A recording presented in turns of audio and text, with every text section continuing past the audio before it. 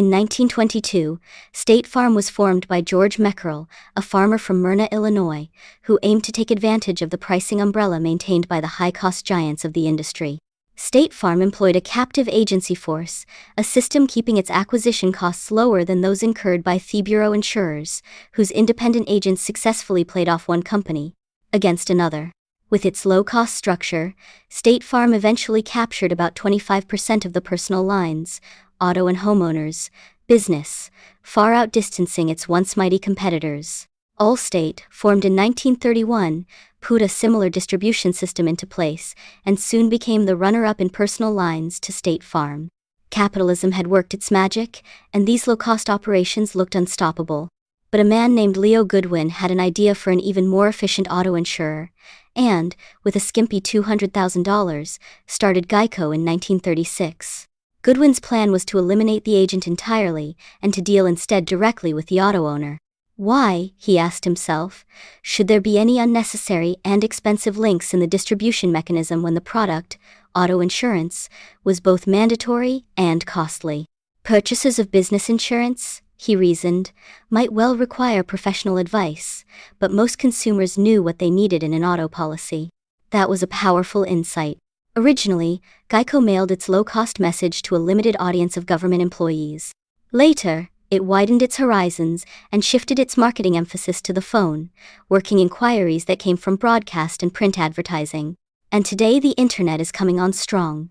Between 1936 and 1975, Geico grew from a standing start to a 4% market share, becoming the country's fourth largest auto insurer.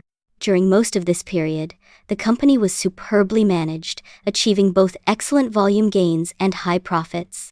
It looked unstoppable.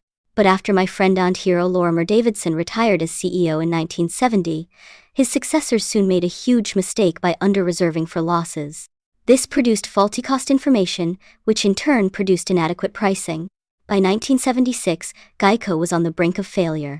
Jack Byrne then joined Geico as CEO, and, almost single-handedly, saved the company by heroic efforts that included major price increases.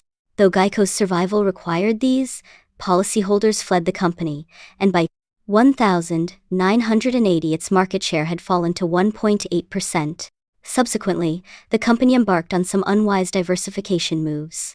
This shift of emphasis away from its extraordinary core business stunted Geico's growth, and by 1993 its market share had grown only fractionally, to 1.9%. Then Tony Nicely took charge. And what a difference that's made. In 2005, Geico will probably secure a 6% market share. Better yet, Tony has matched growth with profitability. Indeed, Geico delivers all of its constituents major benefits. In 2004 its customers saved $1 billion or so compared to what they would otherwise have paid for coverage, its associates earned a $191 million profit-sharing bonus that averaged 24.3% of salary, and its owner, that's us, enjoyed excellent financial returns. There's more good news. When Jack Byrne was rescuing the company in 1976, New Jersey refused to grant him the rates he needed to operate profitably. He therefore promptly and properly withdrew from the state. Subsequently, Geico avoided both New Jersey and Massachusetts, recognizing them as two jurisdictions in which insurers were destined to struggle. In 2003, however, New Jersey took a new look at its chronic auto insurance problems and enacted legislation that would curb fraud and allow insurers a fair playing field. Even so, one might have expected the state's bureaucracy to make change slow and difficult. But just the opposite occurred. Holly Bakke, the New Jersey Insurance Commissioner, who would be a success in any line of work, was determined to turn the law's intent into reality. With her staff's cooperation, Geico ironed out the details for re-entering the state, and was licensed last August. Since then, we've received a response from New Jersey drivers that is multiples of my expectations.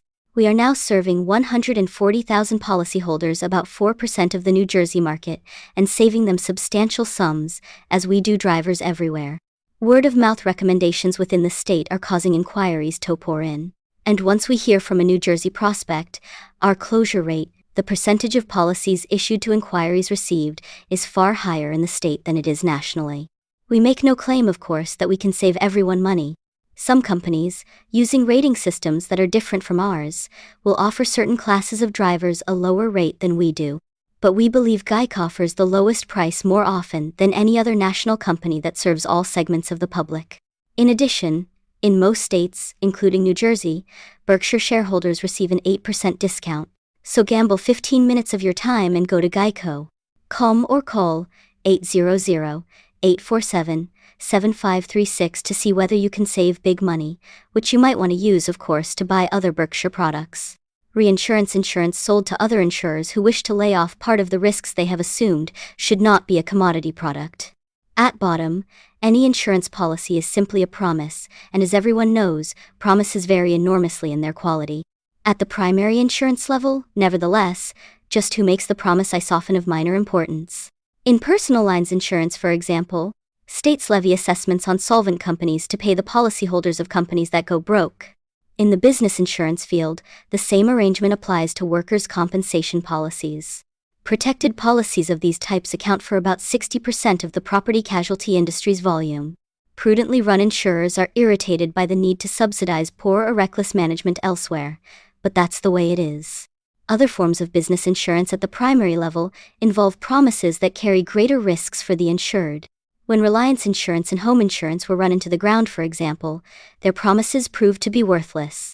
Consequently, many holders of their business policies, other than those covering workers' compensation, suffered painful losses. The solvency risk in primary policies, however, pales in comparison to that lurking in reinsurance policies. When a reinsurer goes broke, staggering losses almost always strike the primary companies it has dealt with. This risk is far from minor. Geico has suffered tens of millions in losses from its scareless selection of reinsurers in the early 1980s. Were a true mega catastrophe to occur in the next decade or two, and that's a real possibility, some reinsurers would not survive. The largest insured loss to date is the World Trade Center disaster, which cost the insurance industry an estimated $35 billion.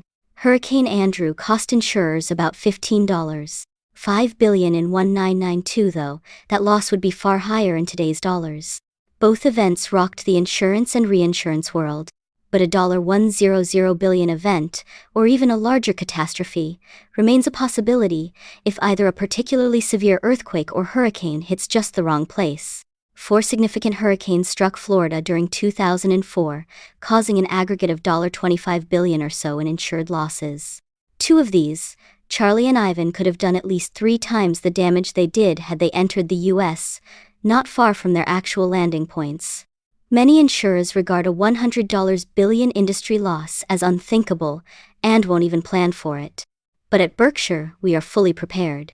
Our share of the loss would probably be 3% to 5%, and earnings from our investments and other businesses would comfortably exceed that cost. When the day after arrives, Berkshire's checks will clear. Though the hurricanes hit us with a $1.25 billion loss, our reinsurance operations did well last year. At General Re, Joe Brandon has restored a long-admired culture of underwriting discipline that, for a time, had lost its way. The excellent results he realized in 2004 on current business, however, were offset by adverse developments from the years before he took the helm. At Nikko's reinsurance operation, Ajit Jain continues to successfully underwrite huge risks that no other reinsurer is willing or able to accept. Ajit's value to Berkshire is enormous.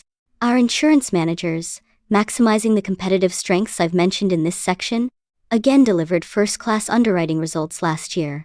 As a consequence, our float was better than costless. Here's the scorecard. Berkshire's float increased $1.9 billion in 2004, even though a few insureds opted to commute, that is unwind, certain reinsurance contracts. We agree to such commutations only when we believe the economics are favorable to us, after giving due weight to what we might earn in the future on the money we are returning. To summarize, last year we were paid more than $1.5 billion to hold an average of about $45.2 billion. In 2005, pricing will be less attractive than it has been. Nevertheless, absent a mega catastrophe, we have a decent chance of achieving no-cost float again this year. Finance and finance products. Last year in this section we discussed a potpourri of activities. In this report, we'll skip over several that are now of lesser importance. Berkadia is down to tag ends. Value Capital has added other investors, negating our expectation that we would need to consolidate its financials into ours. and the trading operation that I run continues to shrink. Both of Berkshire's leasing operations rebounded last year. At Court Office Furniture, earnings remain inadequate, but are trending upward. Extra disposed of its container and intermodal businesses in order to concentrate on trailer leasing, long its strong suit. Overhead has been reduced, asset utilization is up, and decent profits are now being achieved under Bill Franz, the company's new CEO. The wind-down of Gen Re Securities continues. We decided to exit this derivative operation 3 years ago, but getting out is easier said than done.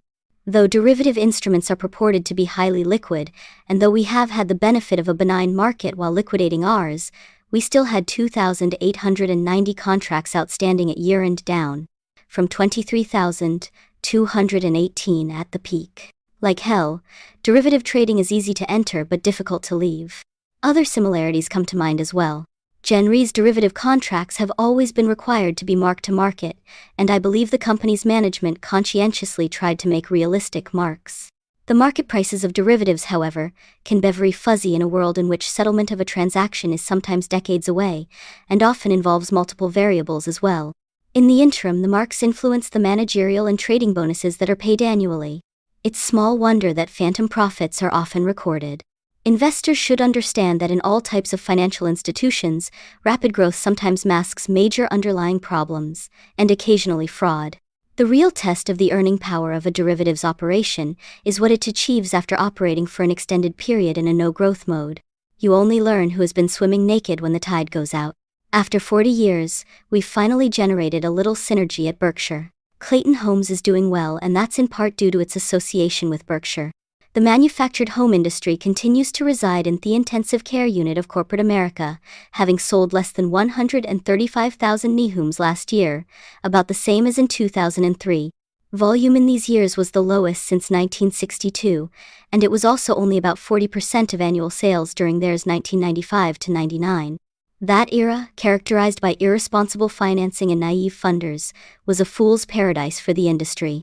Because one major lender after another has fled the field, financing continues to bedevil manufacturers, retailers, and purchasers of manufactured homes. Here, Berkshire's support has proven valuable to Clayton. We stand ready to fund whatever makes sense, and last year Clayton's management found much that qualified. As we explained in our 2003 report, we believe in using borrowed money to support profitable, interest-bearing receivables. At the beginning of last year, we had borrowed $2 billion to relend to Clayton, at a 1 percentage point markup, and by January 2005 the total was $7.35 billion. Most of the dollars added were borrowed by us on the 4th of January 2005 to finance a season portfolio that Clayton purchased on the 30th of December 2004 from a bank exiting the business. We now have 2 additional portfolio purchases in the works, totaling about $1.6 billion, but it's quite unlikely that we will secure others of any significance. Therefore, Clayton's receivables, in which originations will roughly offset payoffs, will probably hover around $9 billion for some time and should deliver steady earnings. This pattern will be far different from that of the past, in which Clayton, like all major players in its industry, securitized its receivables, causing earnings to be front-ended. In the last 2 years, the securitization market has dried up. The limited funds available today come only at higher cost and with harsh terms. Had Clayton remained independent in this period, it would have had mediocre earnings as it struggled with financing. In April, Clayton completed the acquisition of Oakwood Homes and is now the industry's largest producer and retailer of manufactured homes. We love putting more assets in the hands of Kevin Clayton, the company's CEO. He is a prototype Berkshire manager. Today, Clayton has 11,837 employees, up from 7,136 when we purchased it, and Charlie and I are pleased that Berkshire has been useful in facilitating this growth. For simplicity's sake, we include all of Clayton's earnings in this sector, though a sizable portion of these are derived from areas other than consumer finance, manufacturing, service, and retailing operations. Our activities in this category cover the waterfront. But let's look at a summary balance sheet and earnings statement consolidating the entire group. This eclectic group, which sells products ranging from dilly bars to fractional interests in Boeing 737 seconds, earned a very respectable 21.7% on average tangible net worth last year, compared to 27% in 2003.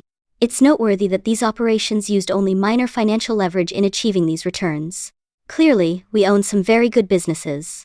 We purchased many of them, however, at substantial premiums to net worth, a matter that is reflected in the goodwill item shown on the balance sheet, and that fact reduces the earnings on our average carrying value to 9.9%. Here are the pre-tax earnings for the larger categories or units. In the building products sector and at Shaw, we've experienced staggering cost increases for both raw materials and energy. By December, for example, steel costs at Mytec, whose primary business is connectors for roof trusses, were running 100% over a year earlier. And Mytec uses 665 million pounds of steel every year. Nevertheless, the company continues to be an outstanding performer. Since we purchased Mytec in 2001, Gene Toombs, its CEO, has made some brilliant bolt-on acquisitions and is on his way to creating a mini Berkshire. Shaw fielded a barrage of price increases in its main fiber materials during the year, a hit that added more than $300 million to its costs. When you walk on carpet, you are, in effect, stepping on processed oil. Though we followed these hikes in costs with price increases of our own, there was an inevitable lag. Therefore, margins narrowed as the year progressed and remain under pressure today. Despite these roadblocks, Shaw, led by Bob Shaw and Julian Saul, earned an outstanding 25.6% on tangible equity in 2004. The company is a powerhouse and has a bright future. In apparel, Fruit of the Loom increased unit sales by 10 million dozen, or 14%, with shipments of intimate apparel for women and girls growing by 31%. Charlie, who is far more knowledgeable than I am on this subject, assures me that women are not wearing more underwear. With this expert input, I can only conclude that our market share in the women's category must be growing rapidly. Thanks to John Holland, Fruit is on the move. A smaller operation, Garin, also had an excellent year. Led by Seymour Lichtenstein and Jerry Camiel, this company manufactures the popular Garanimals line for children. Next time you are in a Walmart, check out this imaginative product. Among our retailers, Ben Bridge Jewelry and R.C. Willey Home Furnishings were particular standouts last year. At Ben Bridge, same-store sales grew 11.4%, the best gain among the publicly held jewelers whose reports I have seen. Additionally, the company's profit margin widened. Last year was not a fluke. During the past decade, the same-store sales gains of the company have averaged 8.8%. Ed and John Bridge are fourth-generation managers and run the business exactly as if it were their own, which it is in every respect except for Berkshire's name on the stock certificates. The Bridges have expanded successfully by securing the right locations and, more importantly, bestaffing these stores with enthusiastic and knowledgeable associates. We will move into Minneapolis St. Paul this year. At Utah-based R.C. Willey, the gains from expansion have been even more dramatic, with 41.9% of 2004 sales coming from out-of-state stores that didn't exist before 1999. The company also improved its profit margin in 2004, propelled by its 2 new stores in Las Vegas. I would like to tell you that these stores were my idea. In truth, I thought they were mistakes.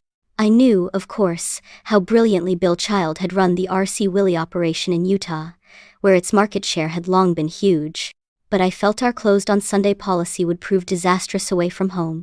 Even our first out-of-state store in Boise, which was highly successful, left me unconvinced. I kept asking whether Las Vegas residents, conditioned to 7-day-a-week retailers, would adjust to us. Our first Las Vegas store, opened in 2001, answered this question in a resounding manner, immediately becoming our #1 unit. Bill and Scott Hymas, his successor as CEO, then proposed a second Las Vegas store, only about 20 minutes away. I felt this expansion would cannibalize the first unit, adding significant costs but only modest sales. Their result? Each store is now doing about 26% more volume than any other store in the chain and is consistently showing large year-over-year gains. R.C. Willey will soon open in Reno. Before making this commitment, Bill and Scott again asked for my advice. Initially, I was pretty puffed up about the fact that they were consulting me. But then it dawned on me that the opinion of someone who is always wrong has its own special utility to decision-makers. Earnings improved in flight services. At Flight Safety, the world's leader in pilot training, profits rose as corporate aviation rebounded and our business with regional airlines increased. We now operate 283 simulators with an original cost of $1.2 billion.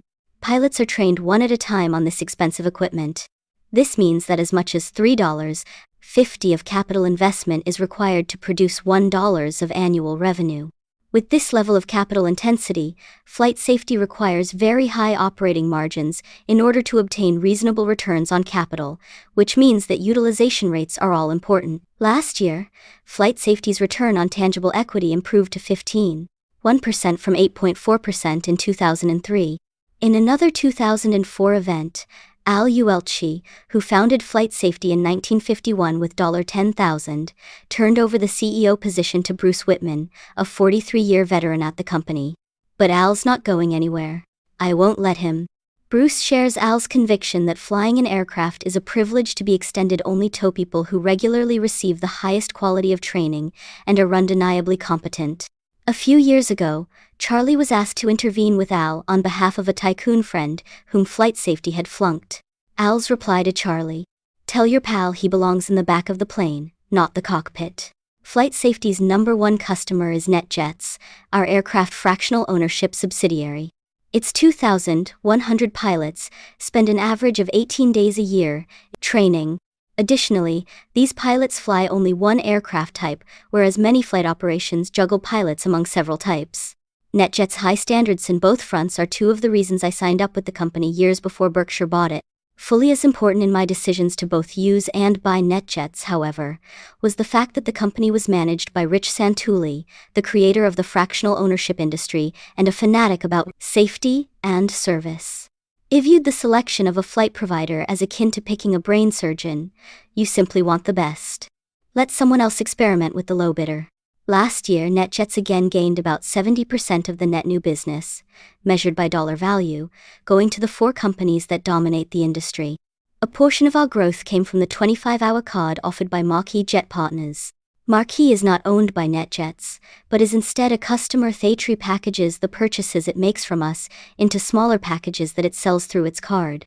Marquis deals exclusively with NetJets, utilizing the power of our reputation in its marketing. Our U.S.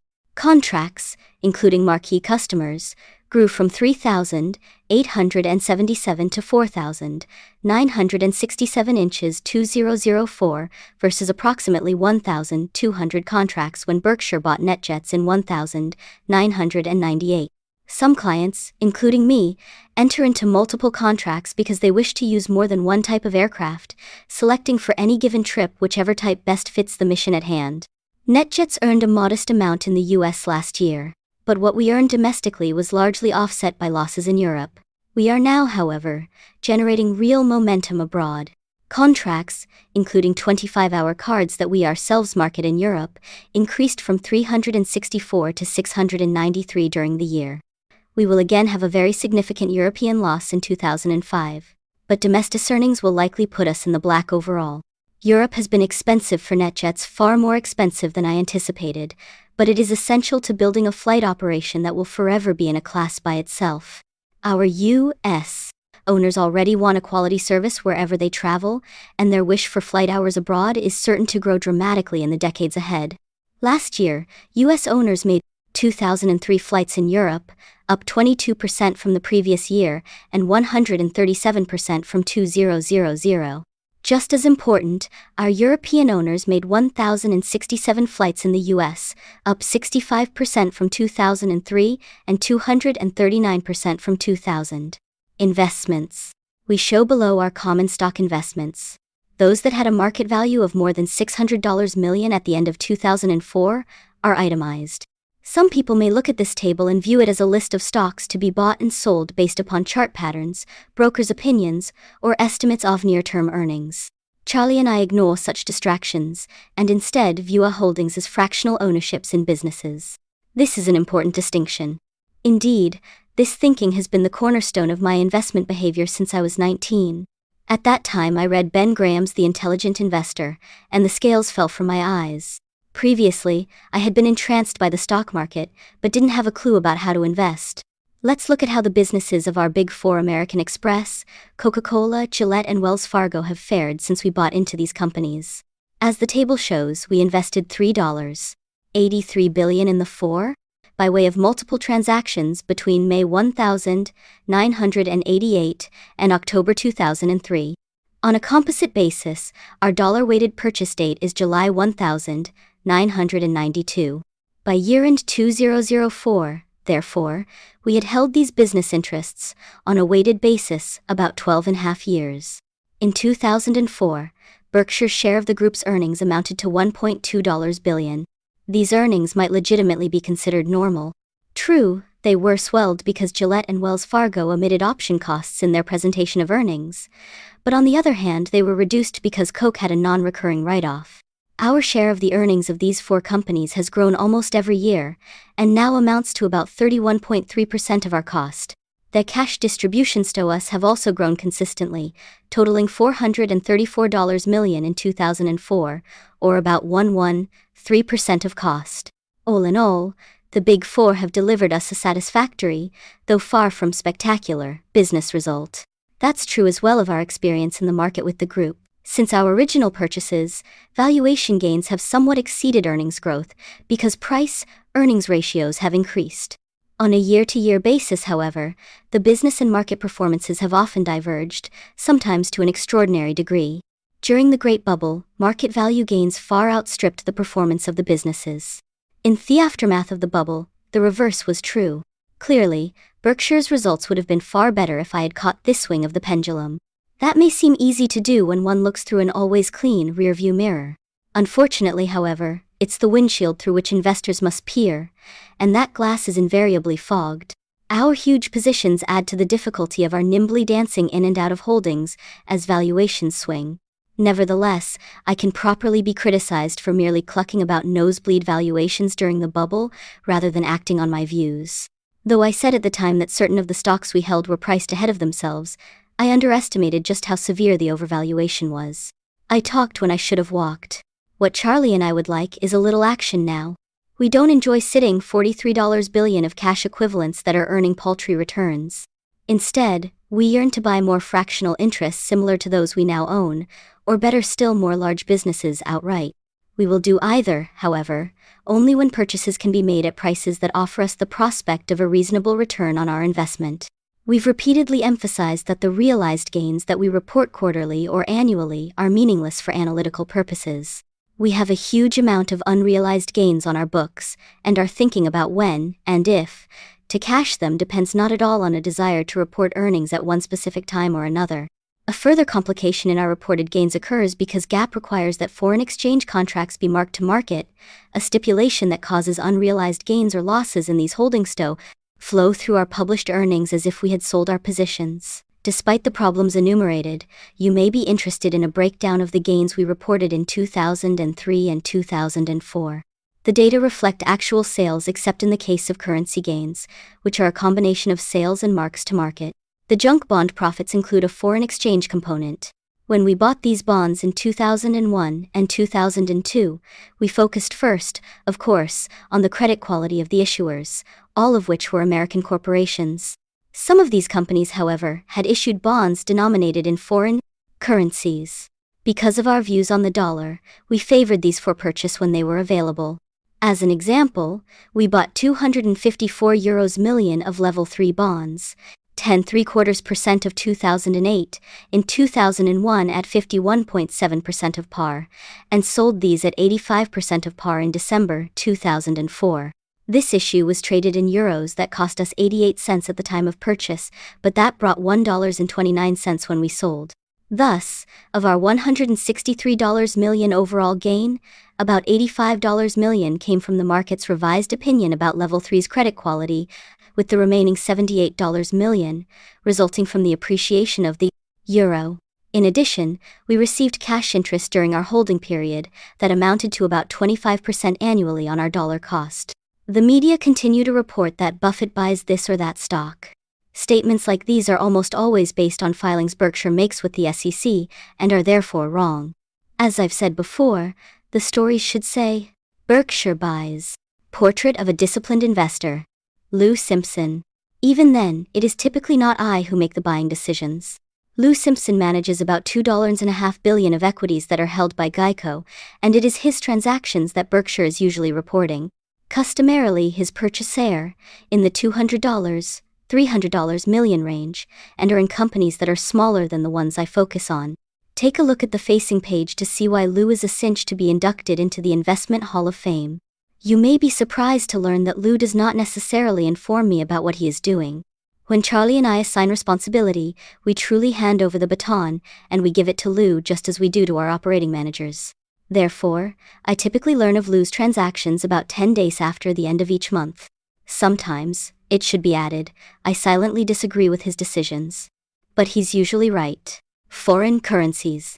Berkshire owned about $21.4 billion of foreign exchange contracts at year-end, spread among 12 currencies. As I mentioned last year, holdings of this kind are a decided change for us. Before March 2002, neither Berkshire nor I had ever traded in currencies. But the evidence grows that our trade policies will put unremitting pressure on the dollar for many years to come. So since 2002, we've heeded that warning in setting our investment course. As W.C. Fields once said when asked for a handout, "Sorry, son, all my money's tied up in currency." Be clear on one point. In no way does our thinking about currencies rest on doubts about America. We live in an extraordinarily rich country, the product of a system that values market economics, the rule of law, and equality of opportunity. Our economy is far and away the strongest in the world and will continue to be. We are lucky to live here. But as I argued in the 10th of November 2003 article in Fortune, available at Berkshire Hathaway, our country's trade practices are weighing down the dollar. The decline in its value has already been substantial, but is nevertheless likely to continue. Without policy changes, currency markets could even become disorderly and generate spillover effects, both political and financial. No one knows whether these problems will materialize. But such a scenario is a far from remote possibility that policymakers should be considering now. Their bent, however, is to lean toward not-so-benign neglect. A 318-page congressional study of the consequences of unremitting trade deficits was published in November 2000 and has been gathering dust ever since. The study was ordered after the deficit hit a then-alarming $263 billion in 1999. By last year it had risen to $618 billion. Charlie and I, it should be emphasized, believe that true trade, that is, the exchange of goods and services with other countries, is enormously beneficial for both us and them. Last year we had $15 trillion of such honest-to-God trade, and the more of this, the better. But, as noted, our country also purchased an additional $618 billion in goods and services from the rest of the world that was unreciprocated. That is a staggering figure and one that has important consequences. The balancing item to this one-way pseudo-trade in economics, there is always an offset, is a transfer of wealth from the U.S. to the rest of the world. The transfer may materialize in the form of IOUs our private or governmental institutions give to foreigners, or by way of their assuming ownership of our assets, such as stocks and real estate. In either case, Americans end up owning a reduced portion of our country while non-Americans own a greater part. This force-feeding of American wealth to the rest of the world is now proceeding at the rate of $1.8 billion daily, an increase of 20% since I wrote you last year. Consequently, other countries and their citizens now own a net of about $3 trillion of the U.S. A decade ago their net ownership was negligible. The mention of trillions numbs most brains. A further source of confusion is that the current account deficit, the sum of three items, the most important by far being the trade deficit, and our national budget deficit are often lumped as twins. They are anything but. They have different causes and different consequences. A budget deficit in no way reduces the portion of the national pie that goes to Americans. As long as other countries and their citizens have no net ownership of the U.S., 100% of our country's output belongs to our citizens under any budget scenario, even one involving a huge deficit. As a rich family awash in goods, Americans will argue through their legislators as to how government should redistribute the national output, that is, who pays taxes and who receives governmental benefits. If entitlement promises from an earlier day have to be re-examined, family members will angrily debate among themselves as to who feels the pain. Maybe taxes will go up, maybe promises will be modified, maybe more internal debt will be issued. But when the fight is finished, all of the family's huge pie remains available for its members. However, it is divided. No slice must be sent abroad. Large and persisting current account deficits produce an entirely different result. As time passes, and as claims against us grow, we own less and less of what we produce. In effect, the rest of the world enjoys an ever-growing royalty on American output. Here, we are like a family that consistently overspends its income. As time passes, the family finds that it is working more and more for the finance company, and less for itself. Should we continue to run current account deficits comparable to those now prevailing, the net ownership of the U.S. by other countries and their citizens a decade from now will amount to roughly $11 trillion. And, if foreign investors were to earn only 5% on that net holding, we would need to send a net of $55 trillion of goods and services abroad every year, merely to service the U.S. investments then held by foreigners. At that date, a decade out, our GDP would probably total about $18 trillion, assuming low inflation, which is far from a sure thing. Therefore, our U.S. family would then be delivering 3% of its annual output to the rest of the world simply as tribute for the overindulgences of the past. In this case, unlike that involving budget deficits, the sons would truly pay for the sins of their fathers. This annual royalty paid the world which would not disappear unless the U.S. massively underconsumed and began to run consistent and large trade surpluses would undoubtedly produce significant political unrest in the U.S. Americans would still be living very well, indeed better than now because of the growth in our economy. But they would chafe at the idea of perpetually paying tribute to their creditors and owners abroad.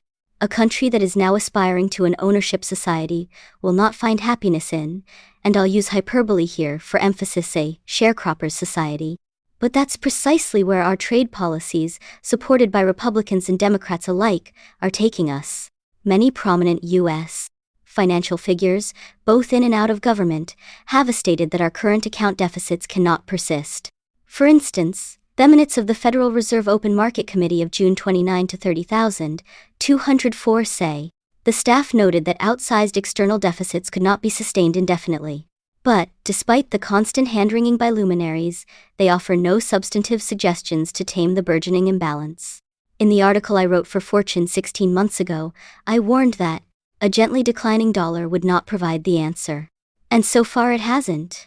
Yet policymakers continue to hope for a soft landing, meanwhile counseling other countries to stimulate, read inflate, their economies and Americans to save more. In my view, these admonitions miss the mark.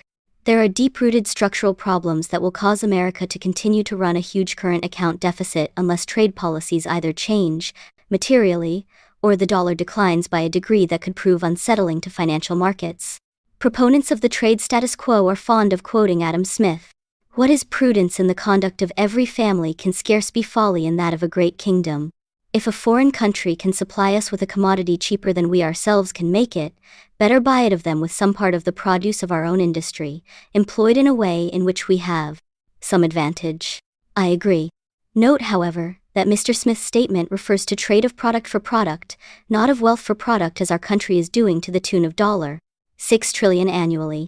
Moreover, I am sure that he would never have suggested that prudence consisted of his family selling off part of its farm every day in order to finance its overconsumption.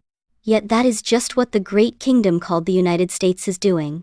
If the U.S. was running a $6 trillion current account surplus, commentators worldwide would violently condemn our policy, viewing it as an extreme form of mercantilism, a long discredited economic strategy under which countries fostered exports, discouraged imports, and piled up treasure, would condemn such a policy as well. But, in effect, if not in intent, the rest of the world is practicing mercantilism in respect to the U.S., an act made possibly our vast store of assets and our pristine credit history. Indeed, the world would never let any other country use a credit card denominated in its own currency to the insatiable extent we are employing ours. Presently, most foreign investors are sanguine.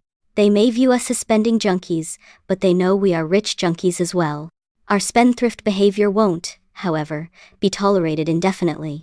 And though it's impossible to forecast just when and how the trade problem will be resolved, it's improbable that the resolution will foster an increase in the value of our currency relative to that of our trading partners. We hope the U.S. adopts policies that will quickly and substantially reduce the current account deficit. True, a prompt solution would likely cause Berkshire to record losses on its foreign exchange contracts. But Berkshire's resources remain heavily concentrated in dollar-based assets, and both a strong dollar and a low inflation environment are very much in our interest. If you wish to keep abreast of trade and currency matters, read the Financial Times. This London-based paper has long been the leading source for daily international financial news, and now has an excellent American edition. Both its reporting and commentary on trade are first class. And, again, our usual caveat. Macroeconomics is a tough game in which few people, Charlie and I included, have demonstrated skill. We may well turn out to be wrong in our currency judgments. Indeed, the fact that so many pundits now predict weakness for the dollar makes us uneasy. If so, our mistake will be very public. The irony is that if we chose the opposite course, leaving all of Berkshire's assets in dollars even as they decline significantly in value, no one would notice our mistake.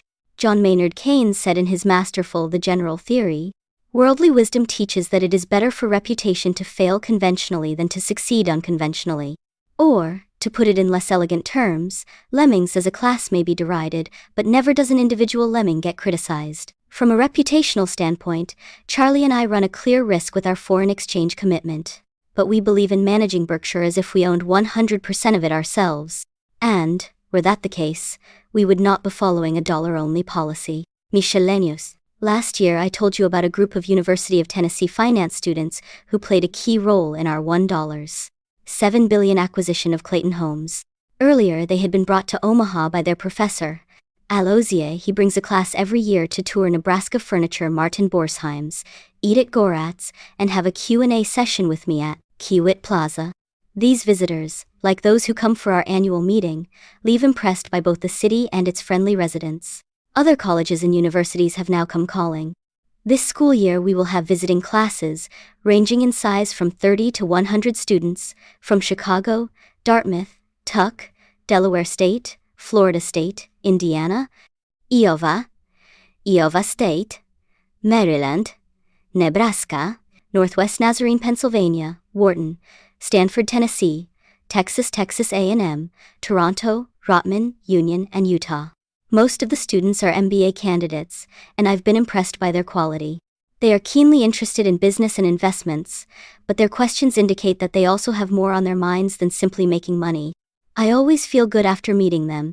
At our sessions, I tell the newcomers the story of the Tennessee Group and its spotting of Clayton Homes.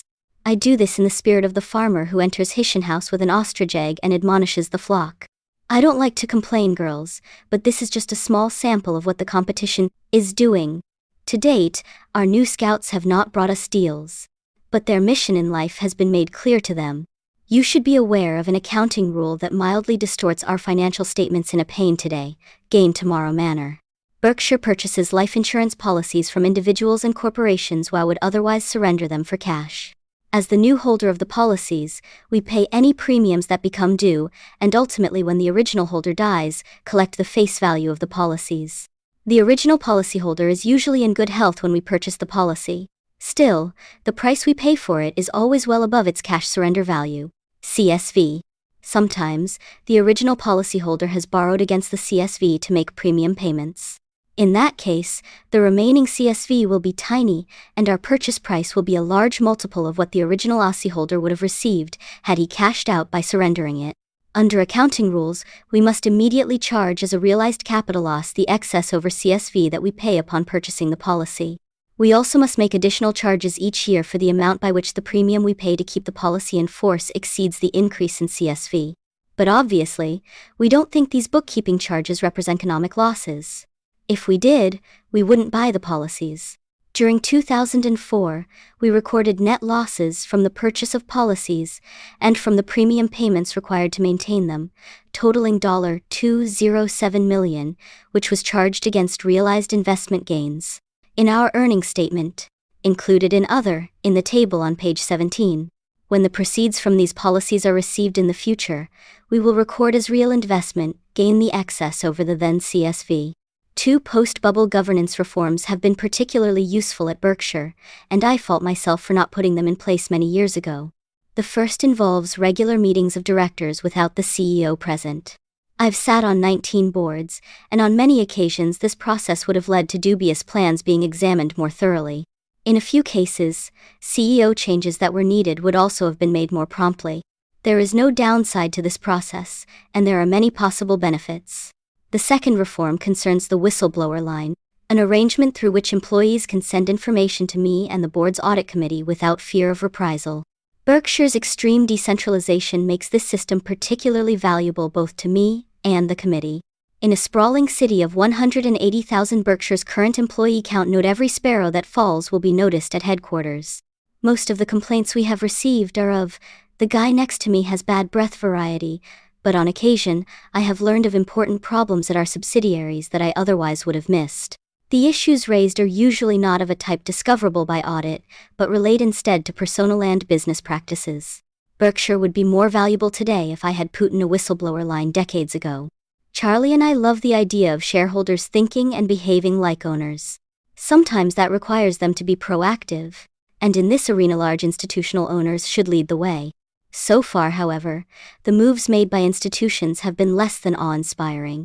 Usually, they focused on minutiae and ignored the three questions that truly count. First, does the company have the right CEO? Second, is she overreaching in terms of compensation? Third, are proposed acquisitions more likely to create or destroy per-share value? On such questions, the interests of the CEO may well differ from those of the shareholders. Directors, moreover, sometimes lack the knowledge or gumption to overrule the CEO. Therefore, it's vital that large owners focus on these three questions and speak up when necessary. Instead, many simply follow a checklist approach to the issue du jour. Last year I was on the receiving end of a judgment reached in that manner. Several institutional shareholders and their advisors decided I lacked independence in my role as a director of Coca-Cola. One group wanted me removed from the board, and another simply wanted me booted from the audit committee. My first impulse was to secretly fund the group behind the second idea. Why anyone would wish to be on an audit committee is beyond me. But since the directors must be assigned to one committee or another, and since no CEO wants me on his compensation committee, it's often been my lot to get an audit committee assignment. As it turned out, the institutions that oppose him failed and I was re-elected to the audit job. I fought off the urge to ask for a recount. Some institutions questioned my independence because, among other things, McLane and Dairy Queen buy lots of Coke products. Do they want us to favor Pepsi? But independence is defined in Webster's as not subject to control by others. I'm puzzled how anyone could conclude that our Coke purchases would control my decision-making when the counterweight is the well-being of $8 billion of Coke stock held by Berkshire. Assuming I'm even marginally rational, elementary arithmetic should make it clear that my heart and mind belong to the owners of Coke, not to its management. I can't resist mentioning that Jesus understood the calibration of independence far more clearly than do the protesting institutions. In Matthew 6:21 he observed, "For where your treasure is, there will your heart be also." Even to an institutional investor, $8 billion should qualify as treasure that dwarfs any profits Berkshire might earn on its routine transactions with Coke. Measured by the biblical standard, the Berkshire board is a model. A. Every director is a member of a family owning at least $4 million of stock. B. None of these shares were acquired from Berkshire via options or grants. C. No directors receive committee, consulting or board fees from the company that are more than a tiny portion of their annual income. And D. Although we have a standard corporate indemnity arrangement, we carry no liability insurance for directors. At Berkshire, board members travel the same road as shareholders. Charlie and I have seen much behavior confirming the Bible's treasure point. In our view, based on our considerable boardroom experience, the least independent directors are likely to be those who receive an important fraction of their annual income from the fees they receive for board service, and who hope as well to be recommended for election to other boards and thereby to boost their income further. Yet these are the very board members most often classed as independent. Most directors of this type are decent people and do a first-class job, but they wouldn't be human if they weren't tempted to thwart actions that would threaten their livelihood. Some may go on to succumb to such temptations. Let's look at an example based upon circumstantial evidence. I have first-hand knowledge of a recent acquisition proposal, not from Berkshire, that was favored by management, blessed by the company's investment banker and slated to go forward at a price above the level at which the stock had sold for some years, or now sells for. In addition, a number of directors favored the transaction and wanted it proposed to shareholders. Several of their brethren, however, each of whom received board and committee fees totaling about $100,000 annually, scuttled the proposal, which meant that shareholders never learned of this multi-billion offer. Non-management directors owned little stock except for shares they had received from the company. Their open market purchases in recent years had meanwhile been nominal, even though the stock had sold far below the acquisition price proposed. In other words, these directors didn't want the shareholders to be offered X, even though they had consistently declined the opportunity to buy stock for their own account at a fraction of X. I don't know which directors opposed letting shareholders see the offer, but I do know that $100,000 is an important portion of the annual income of some of those deemed independent, clearly meeting the Matthew 6:21 definition of treasure. If the deal had gone through, these fees would have ended. Neither the shareholders nor I will ever know what motivated the dissenters. Indeed, they themselves will not likely know, given that self-interest inevitably blurs introspection. We do know one thing though.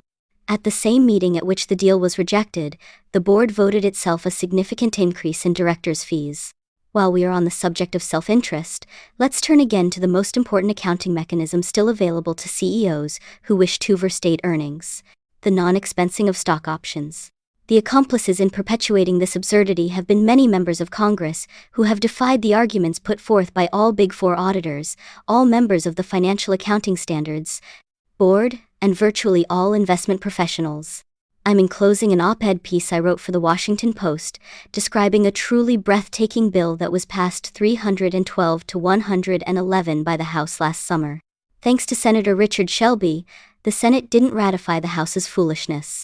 And, to his great credit, Bill Donaldson, the investor-minded chairman of the SEC, has stood firm against massive political pressure generated by the check-waving CEOs who first muscled Congress in 1993 about the issue of option accounting, and then repeated the tactic last year. Because the attempts to obfuscate the stock option issue continue, it's worth pointing out that no one, neither the FASB, nor investors generally, nor I, are talking about restricting the use of options in any way. Indeed, my successor at Berkshire may well receive much of his pay via options, albeit logically structured ones in respect to 1, an appropriate strike price, 2, an escalation in price that reflects the retention of earnings, and 3, a ban on his quickly disposing of any shares purchased through options. We cheer arrangements that motivate managers, whether these be cash bonuses or options. And if a company is truly receiving value for the options it issues, we see no reason why recording their cost should cut down on their use. The simple fact is that certain CEOs know their own compensation would be far more rationally determined if options were expensed. They also suspect that their stock would sell at a lower price if realistic accounting were employed, meaning that they would reap less in the market when they unloaded their personal holdings. To these CEOs, such unpleasant prospects are a fate to be fought with all the resources they have at hand, even though the funds they use in that fight normally don't belong to them, but are instead put up by their shareholders. Option expensing is scheduled to become mandatory on June 15th. You can therefore expect intensified efforts to stall or emasculate this rule between now and then. Let your congressmen and senators know what you think on this issue. The annual meeting. There are 2 changes this year concerning the annual meeting. First, we have scheduled the meeting for the last Saturday in April, the 30th, rather than the usual first Saturday in May. This year, Mother's Day falls on May 8, and it would be unfair to ask the employees of Borsheims and Goratz to take care of us at that special time, so we've moved everything up a week. Next year we'll return to our regular timing, holding the meeting on May 6206. Additionally, we are changing the sequence of events on meeting day, April 30. Just as always, the doors will open at the Q West Center at 7 a.m., and the movie will be shown at 8:30. At 9:30, however, we will go directly to the question and answer period, which, allowing for lunch at the Q West stands, will last until 3. Then, after a short recess, Charlie and I will convene the annual meeting at 3:15. We have made this change because a number of shareholders complained last year about the time consumed by 2 speakers who advocated proposals of limited interest to the majority of the audience, who were no doubt relishing their chance to talk to a captive group of about 19,500. With our new procedure, those shareholders who wish to hear it all can stick around for the formal meeting, and those who don't can leave or better yet shop. There will be plenty of opportunity for that pastime in the vast exhibition hall that adjoins the meeting area. Kelly Muchmore, The Flo Ziegfeld of Berkshire put on a magnificent shopping extravaganza last year, and she says that was just a warm-up for this year. Kelly, I am delighted to report, is getting married in October. I'm giving her away, and suggested that she make a little history by holding the wedding at the annual meeting. She balked, however, when Charlie insisted that he be the ring bearer.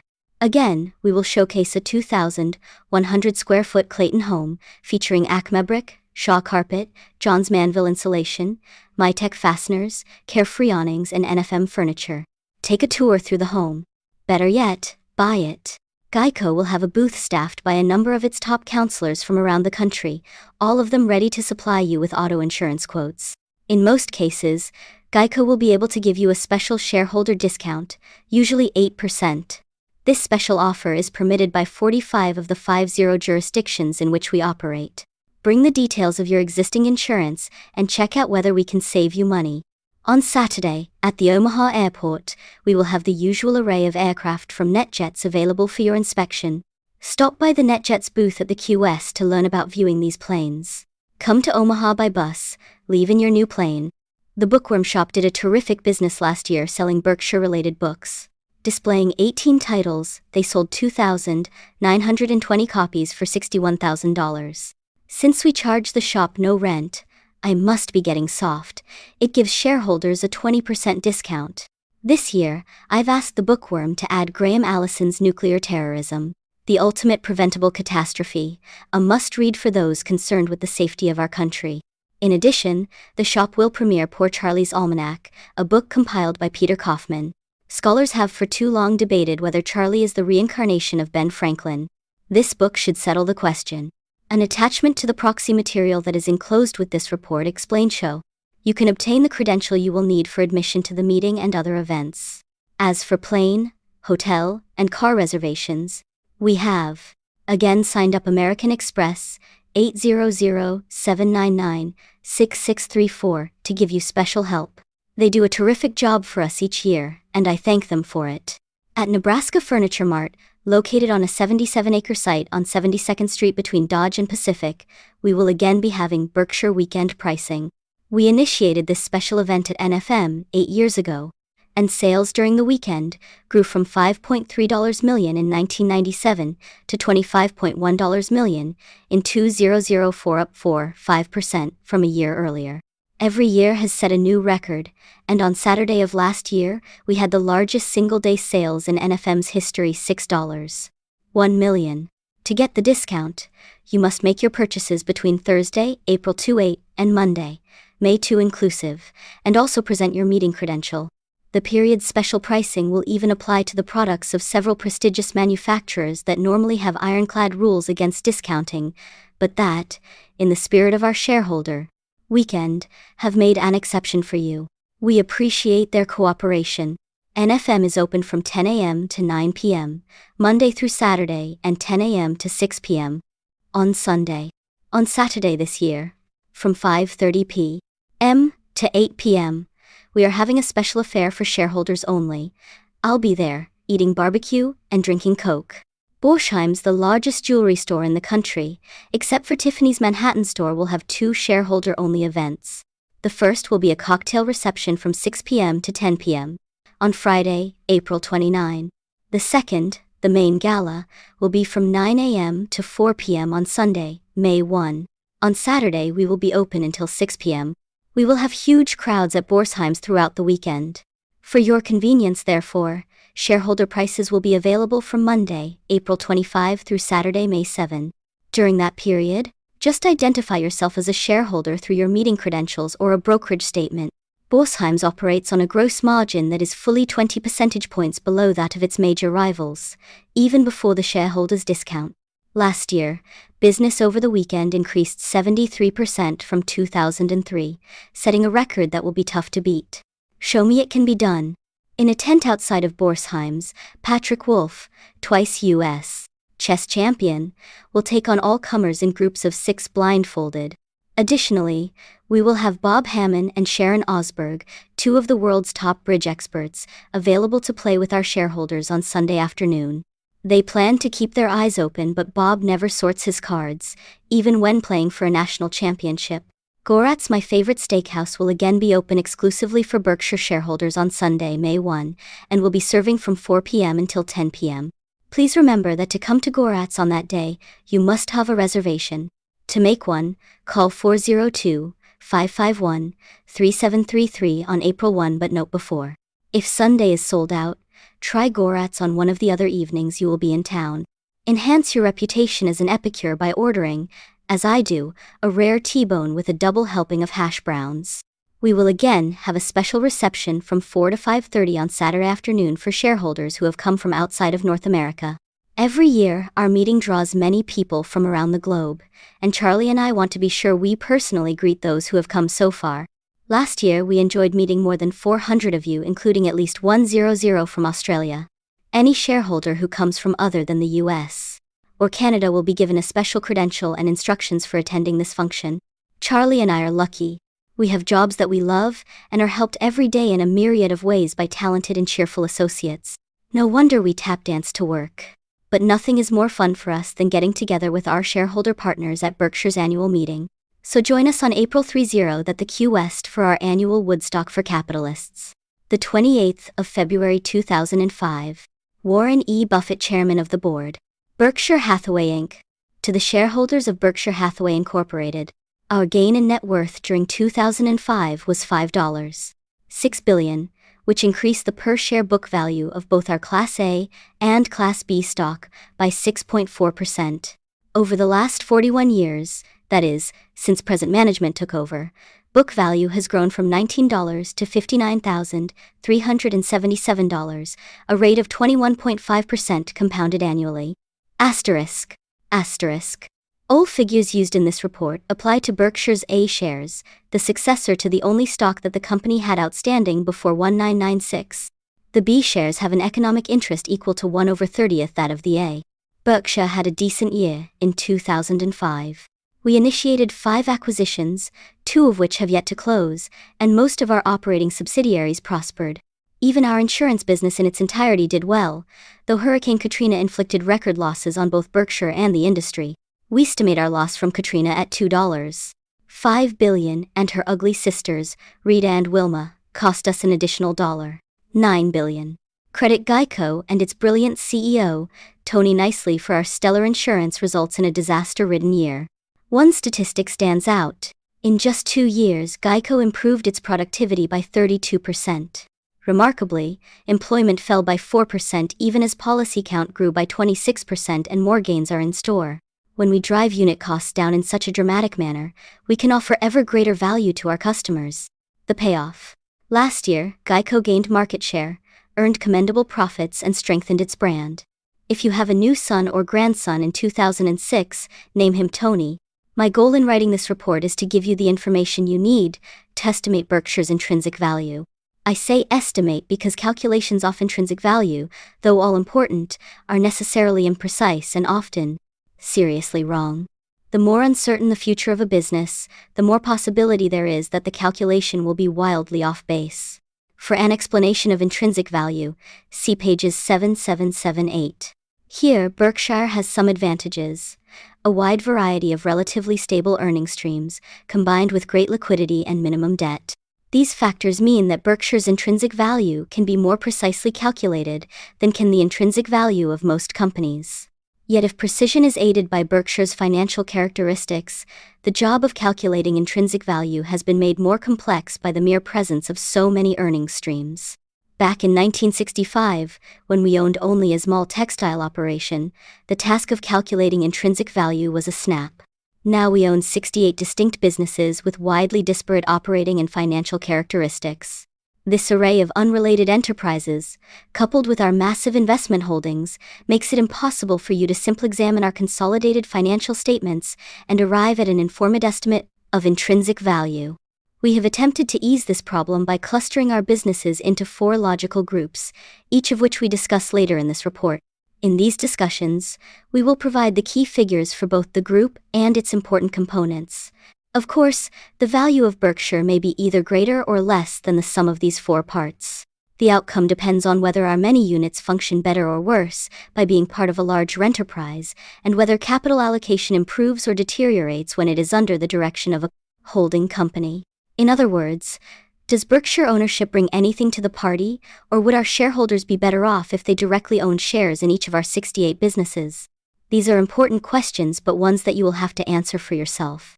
Before we look at our individual businesses, however, let's review two sets of figures that show where we've come from and where we are now.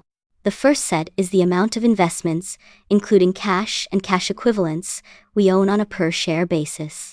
In making this calculation, we exclude investments held in our finance operation because these are largely offset by borrowings. In addition to these marketable securities, which with minor exceptions are held in our insurance companies, we own a wide variety of non-insurance businesses. Below, we show the pre-tax earnings, excluding goodwill amortization of these businesses, again on a per-share basis. When growth rates are under discussion, it will pay you to be suspicious as to why the beginning and terminal years have been selected. If either year was aberrational, any calculation of growth will be distorted. In particular, a base year in which earnings were poor can produce a breathtaking but meaningless growth rate. In the table above, however, the base year of 1965 was abnormally good. Berkshire earned more money in that year than it did in all but one of the previous 10. As you can see from the two tables, the comparative growth rates of Berkshire's two elements of value have changed in the last decade, a result reflecting our ever-increasing emphasis on business acquisitions. Nevertheless, Charlie Munger, Berkshire's vice chairman and my partner, and I want to increase the figures in both tables. In this ambition, we hope metaphorically to avoid the fate of the elderly couple who had been romantically challenged for some time. As they finished dinner on their 50th anniversary, however, the wife, stimulated by soft music, wine and candlelight, felt a long-absent tickle and demurely suggested to her husband that they go upstairs and make love. He agonized for a moment and then replied, "I can do one or the other, but not both." Acquisitions. Over the years, our current businesses, in aggregate, should deliver modest growth in operating earnings, but they will not in themselves produce true satisfactory gains. We will need major acquisitions to get that job done. In this quest, 2005 was encouraging. We agreed to 5 purchases, 2 that were completed last year, 1 that closed after year-end, and 2 others that we expect to close soon. None of the deals involve the issuance of Berkshire shares. That's a crucial, but often ignored, point. When a management proudly acquires another company for stock, the shareholders of the acquirer concurrently selling part of their interest in everything they own. I've made this kind of deal a few times myself and, on balance, my action shave cost you money. Here are last year's purchases. On June 30, we bought Medical Protective Company, MedPro, a 106-year-old medical malpractice insurer based in Fort Wayne. Malpractice insurance is tough to underwrite and has proved to be a graveyard for many insurers. MedPro nevertheless should do well. It will have the attitudinal advantage that all Berkshire insurers share, wherein underwriting discipline trumps all other goals.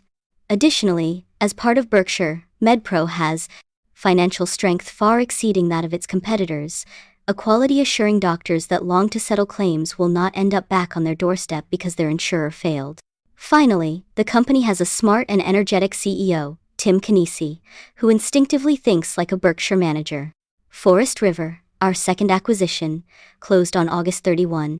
A couple of months earlier, on June 21, I received a 2-page fax telling me point by point why Forest River met the acquisition criteria we set forth on page 25 of this report. I had not before heard of the company, a recreational vehicle manufacturer with $1.6 billion of sales, nor of Pete Legal, its owner and manager. But the facts made sense, and I immediately asked for more figures. These came the next morning, and that afternoon I made Pete an offer. On June 28 we shook hands on a deal. Pete is a remarkable entrepreneur. Some years back, he sold his business, then far smaller than today, to an LBO operator who promptly began telling him how to run the place. Before long, Pete left, and the business soon sunk into bankruptcy. Pete then repurchased it. You can be sure that I won't be telling Pete how to manage his operation. Forest River has 60 plants, 5,400 employees, and has consistently gained share in the RV business, while also expanding into other areas such as boats. Pete is 61 and definitely in an acceleration mode. Read the piece from RV Business that accompanies this report, and you'll see why Pete and Berkshire are made for each other. On the 12th of November 2005, an article ran in the Wall Street Journal dealing with Berkshire's unusual acquisition and managerial practices. In it, Pete declared. It was easier to sell my business than to renew my driver's license. In New York, Kathy Barron Tamraz read the article, and it struck a chord. On November 21, she sent me a letter that began, "As president of BusinessWire, I'd like to introduce you to my company, as I believe it fits the profile of Berkshire Hathaway subsidiary companies as detailed in a recent Wall Street Journal article." By the time I finished Kathy's 2-page letter, I felt BusinessWire and Berkshire were a fit. I particularly liked her penultimate paragraph. "We run a tight ship and keep unnecessary spending under wraps. No secretaries or management layers here. Yet we'll invest big dollars to gain a technologic advantage and move the business forward." I promptly gave Kathy a call, and before long, Berkshire had reached agreement with BusinessWire's controlling shareholder, Lori Loki, who founded the company in 1961 and who had just made Kathy CEO. I love success stories like Lori's. Today 78, he has built a company that disseminates information in 150 countries for 25,000 clients. His story, like those of many entrepreneurs who have selected Berkshire as a home for their life's work, is an example of what can happen when a good idea, a talented individual and hard work converge.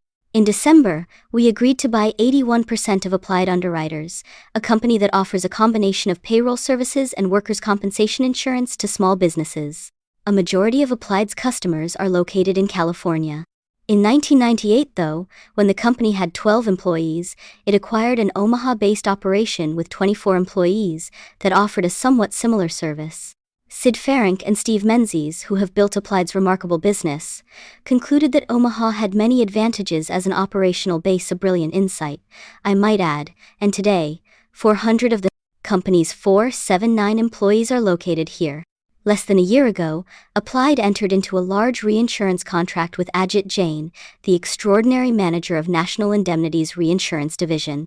Ajit was impressed by Sid and Steve, and they liked Berkshire's method of operation, so we decided to join forces. We are pleased that Sid and Steve retain 19% of Applied. They started on a shoestring only 12 years ago, and it will be fun to see what they can accomplish with Berkshire's backing. Last spring, Mid-American Energy, our 85% owned subsidiary, agreed to buy PacifiCorp, a major electric utility serving 6 western states. An acquisition of this sort requires many regulatory approvals, but we've now obtained these and expect to close this transaction soon. Berkshire will then buy $3.4 billion of Mid-American's common stock, which Mid-American will supplement with $1.7 billion of borrowing to complete the purchase. You can't expect to earn outsized profits in regulated utilities, but the industry offers owners the opportunity to deploy large sums at fair returns, and therefore, it makes good sense for Berkshire. A few years back, I said that we hope to make some very large purchases in the utility field. Note the plural will be looking for more. In addition to buying these new operations, we continue to make bolt-on acquisitions. Some aren't so small. Shaw, our carpet operation, spent about $550 million last year on 2 purchases that furthered its vertical integration and should improve its profit margin in the future. Extra and Clayton Homes also made value-enhancing acquisitions. Unlike many business buyers, Berkshire has no exit strategy. We buy till keep. We do, though, have an entrance strategy, looking for businesses in this country or abroad that meet our 6 criteria and are available at a price that will produce a reasonable return. If you have a business that fits, give me a call. Like a hopeful teenage girl, I'll be waiting by the phone. Insurance. Let's now talk about our 4 sectors and start with insurance, our core business. What counts here is the amount of float and its cost over time. For new readers, let me explain. Float is money that doesn't belong to us but that we temporarily hold. Most of our float arises because, 1. Premiums are paid up front, though the service we provide, insurance protection, is delivered over a period that usually covers a year, and 2. Loss events that occur today do not always result in our immediately paying claims, because it sometimes takes many years for losses to be reported. Asbestos losses would be an example, negotiated and settled. The $20 million of float that came with our 1,967 entry into insurance has now increased both by way of internal growth and acquisitions to $49 billion. Float is wonderful if it doesn't come at a high price. Its cost is determined by underwriting results, meaning how the expenses and losses we will ultimately pay compare with the premiums we have received. When an insurer earns an underwriting profit, as has been the case at Berkshire, in about half of the 39 years we have been in the insurance business, float is better than free. In such years, we are actually paid for holding other people's money. For most insurers, however, life has been far more difficult. In aggregate, the property casualty industry almost invariably operates at an underwriting loss. When that loss is large, float becomes expensive, sometimes devastatingly so. In 2004, our float cost us less than nothing, and I told you that we had a chance absent a mega catastrophe of no-cost float in 2005. But we had the mega cat, and as a specialist in that coverage, Berkshire suffered hurricane losses of $3.4 billion. Nevertheless, our float was costless in 2005 because of the superb results we had in our other insurance activities, particularly at Geico. Auto policies in force grew by 12.1% at Geico, again increasing its market share of U.S. private passenger auto business from about 5.6% to about 6.1%. Auto insurance is a big business. Each share point equates to $1.6 billion in sales. While our brand strength is not quantifiable, I believe it also grew significantly. When Berkshire acquired control of Geico in 1996, its annual advertising expenditures were $31 million. Last year we were up to $502 million. And I can't wait to spend more. Our advertising works because we have a great story to tell. More people can save money by insuring with us than is the case with any other national carrier offering policies to all comers. Some specialized auto insurers do particularly well for applicants fitting into their niches. Also, because our national competitors use rating systems that differ from ours, they will sometimes beat our price. Last year, we achieved by far the highest conversion rate, the percentage of internet and phone quotes turned into sales in our history. This is powerful evidence that our prices are more attractive relative to the competition than ever before. Test us by going to geico.com or by calling 800-847-7536. Be sure to indicate you are a shareholder because that fact will often qualify you for a discount. I told you last year about Geico's entry into New Jersey in August 2004. Drivers in that state love us. Our retention rate there for new policyholders is running higher than in any other state, and by sometime in 2007, Geico is likely to become the third largest auto insurer in New Jersey. There, as elsewhere, our low costs allow low prices that lead to steady gains in profitable business. That simple formula immediately impressed me 55 years ago when I first discovered Geico. Indeed, at age 21, I wrote an article about the company. It's reproduced on page 24 when its market value was $7 million. As you can see, I called Geico the security I like best. And that's what I still call it. We have major reinsurance operations at General Re and National Indemnity. The former is run by Joe Brandon and Tad Montross, the latter by Ajit Jain. Both units performed well in 2005 considering the extraordinary hurricane losses that battered the industry. It's an open question whether atmospheric, oceanic, or other causal factors have dramatically changed the frequency or intensity of hurricanes. Recent experience is worrisome. We know, for instance, that in the 100 years before 2004, about 59 hurricanes of Category 3 strength, or greater, hit the southeastern and Gulf Coast states, and that only 3 of these were Category 5 seconds. We further know that in 2004, there were 3 Category 3 storms that hammered those areas, and that these were followed by 4 more in 2005, one of them, Katrina, the most destructive hurricane in industry. Moreover, there were 3 Category 5 seconds near the coast last year that fortunately weakened before landfall. Was this onslaught of more frequent and more intense storms merely an anomaly? Or was it caused by changes in climate, water temperature, or other variables we don't fully understand? And could these factors be developing in a manner that will soon produce disasters dwarfing Katrina? Joe, Ajit and I don't know the answer to these all-important questions. What we do know is that our ignorance means we must follow the course prescribed by Pascal in his famous wager about the existence of God. As you may recall, he concluded that since he didn't know the answer, his personal gain-loss ratio dictated an affirmative conclusion. So guided, we've concluded that we should now write megacat policies only at prices far higher than prevailed last year, and then only with an aggregate exposure that would not cause us distress. Shifts in some important variable produce far more costly storms in the near future. To a lesser degree, we felt this way after 2004 and cut back our writings when prices didn't move. Now our caution has intensified.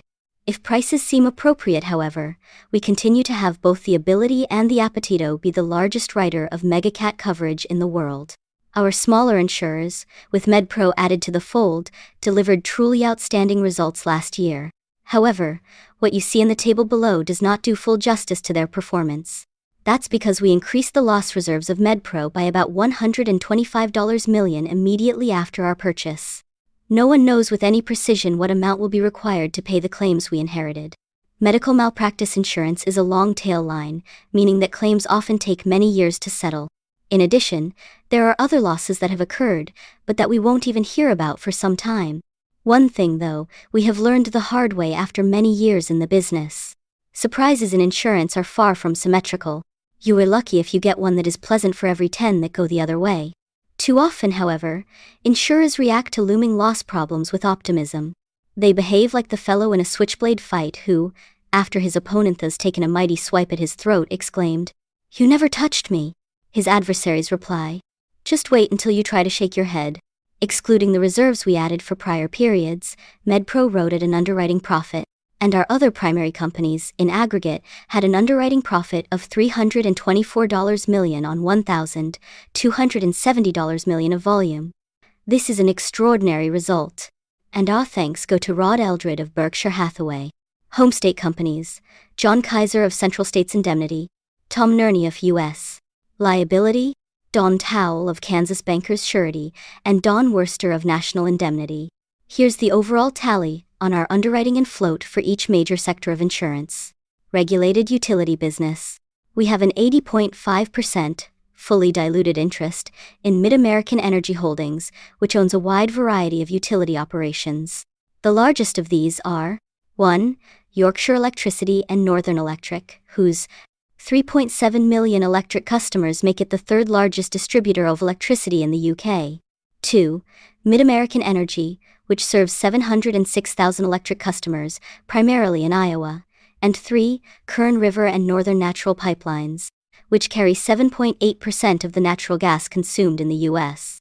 When our PacifiCorp acquisition closes, we will add 1.6 million electric customers in 6 western states, with Oregon and Utah providing us the most business. This transaction will increase MidAmerican's revenues by $3.3 billion and its assets by $14.1 billion. The Public Utility Holding Company Act, PUFCA, was repealed on August 8, 2005, a milestone that allowed Berkshire to convert its MidAmerican preferred stock into voting common shares on February 9, 2006. This conversion ended a convoluted corporate arrangement that PUFCA had forced upon us. Now we have 83.4% of both the common stock and the votes at MidAmerican, which allows us to consolidate the company's income for financial accounting and tax purposes. Our true economic interest, however, is the aforementioned 85%, since there are options outstanding that are sure to be exercised within a few years, and that upon exercise will dilute our ownership. Though our voting power has increased dramatically, the dynamics of our full-party ownership have not changed at all. We view MidAmerican as a partnership among Berkshire, Walter Scott, and 2 terrific managers, Dave Sokol and Greg Abel. It's unimportant how many votes each party has. We will make major moves only when we are unanimous in thinking them wise. 5 years of working with Dave, Greg, and Walter have underscored my original belief. Berkshire couldn't have better partners. You will notice that this year we have provided you with 2 balance sheets, one representing our actual figures per GAAP on the 31st of December 2005. Which does not consolidate MidAmerican, and one that reflects the subsequent conversion of our preferred. All future financial reports of Berkshire will include MidAmerican's figures. Somewhat incongruously, MidAmerican owns the second largest real estate brokerage firm in the U.S., and it's a gem. The parent company's name is Home Services of America, but our 19,200 agents operate through 18 locally branded firms.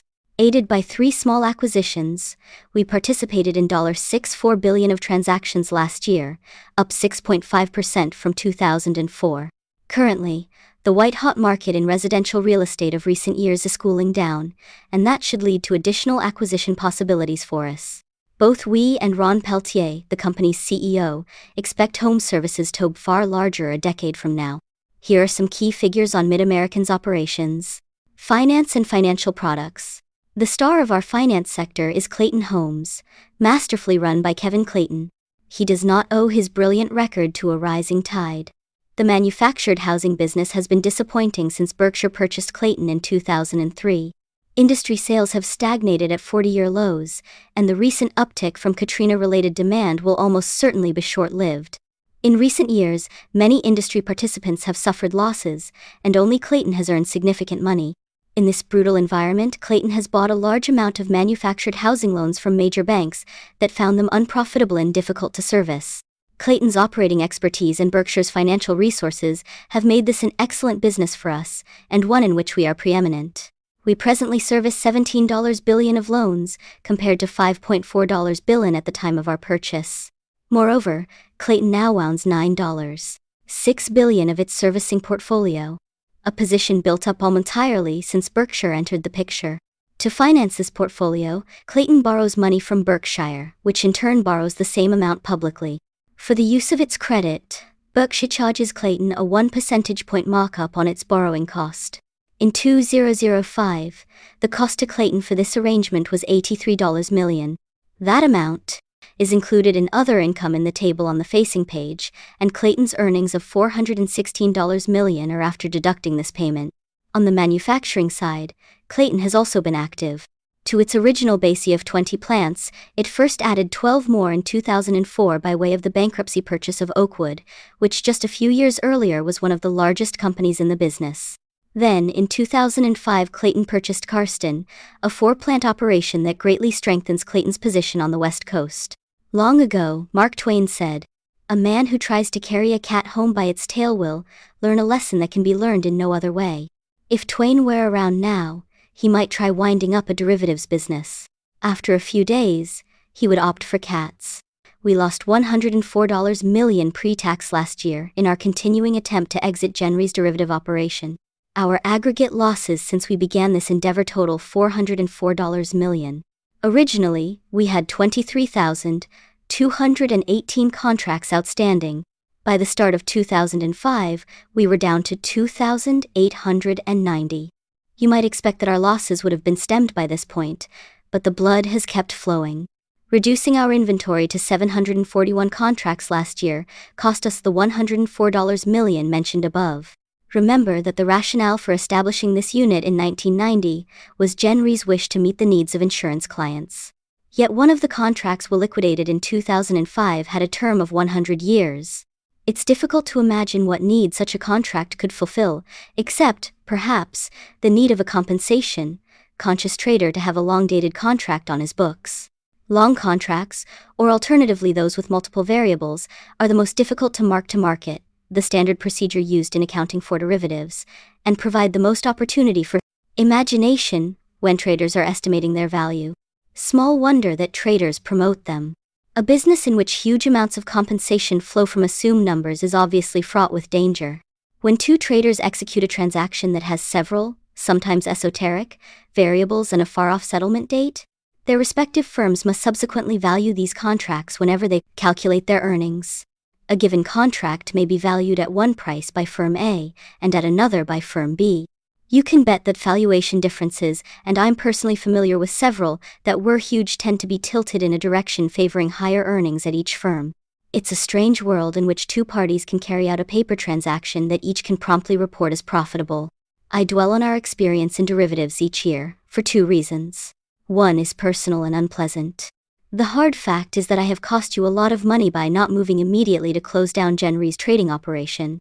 Both Charlie and I knew at the time of the Genry purchase that it was a problem and told its management that we wanted to exit the business. It was my responsibility to make sure that happened. Rather than address the situation head-on, however, I wasted several years while we attempted to sell the operation. That was a doomed endeavor because no realistic solution could have extricated us from the maze of liabilities that was going to exist for decades. Our obligations were particularly worrisome because their potential to explode could not be measured.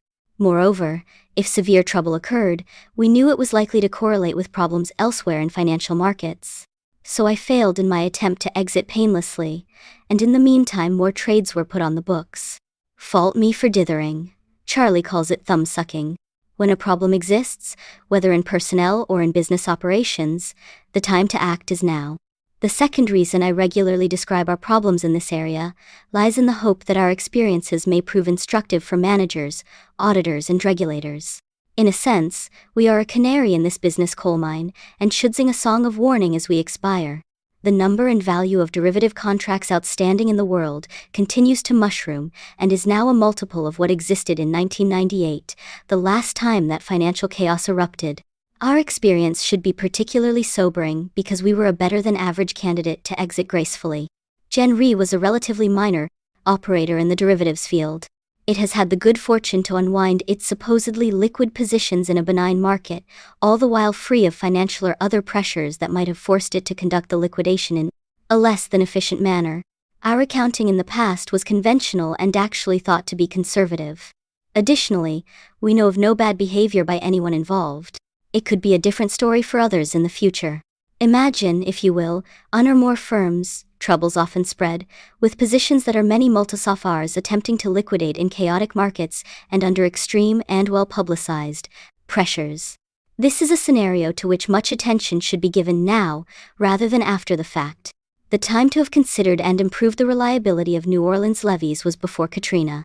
When we finally wind up Gen Re Securities, my feelings about its departure will be akin to those expressed in a country song. My wife ran away with my best friend, and I sure miss him a lot. Below are the results of our various finance and financial products activities. Manufacturing, service and retailing operations. Our activities in this part of Berkshire cover the waterfront. Let's look, though, at a summary balance sheet and earnings statement for the entire group. This eclectic collection, which sells products ranging from dilly bars to fractional interests in Boeing 737 seconds, earned a very respectable 22.2% on average tangible net worth last year. It's noteworthy also that these operations used only minor financial leverage in achieving that return. Clearly, we own some terrific businesses. We purchased many of them, however, at substantial premiums to net worth, a point reflected in the goodwill item shown on the balance sheet, and that fact reduces the earnings on our average carrying value to 10.1%. Here are the pre-tax earnings for the larger categories or units. In both our building products companies and at Shaw, we continue to be hit by rising costs for raw materials and energy. Most of these operations are significant users of oil, or more specifically, petrochemicals and natural gas, and prices for these commodities have soared. We, likewise, have raised prices on many products, but there are often lags before increases become effective. Nevertheless, both our building products operations and Shaw delivered respectable results in 2005, a fact attributable to their strong business franchises and able managements. In apparel, our largest unit, Fruit of the Loom, again increased earnings and market share. You know, of course, of our leadership position in men's and boys' underwear, in which we account for about 48.7% of the sales recorded by mass marketers, Walmart, Target, etc. That's up from 44.2% in 2002, when we acquired the company. Operating from a smaller base, we have made still greater gains in intimate apparel for women and girls that is sold by the mass marketers, climbing from 13.7% of their sales in 2002 to 24.7% in 2005. A gain like that in a major category doesn't come easy. Thank John Holland, Fruit's extraordinary CEO, for making this happen. I told you last year that Ben Bridge, Jewelry, and R.C. Willey, Home Furnishings, had same-store sales gains far above the average of their industries. You might think that blowout figures in one year would make comparisons difficult in the following year. But Ed and John Bridge at their operation, and Scott Hymas at R.C. Willey were more than up to this challenge. Ben Bridge had a 6.6% same-store gain in 2005, and R.C. Willey came in at 9.9%.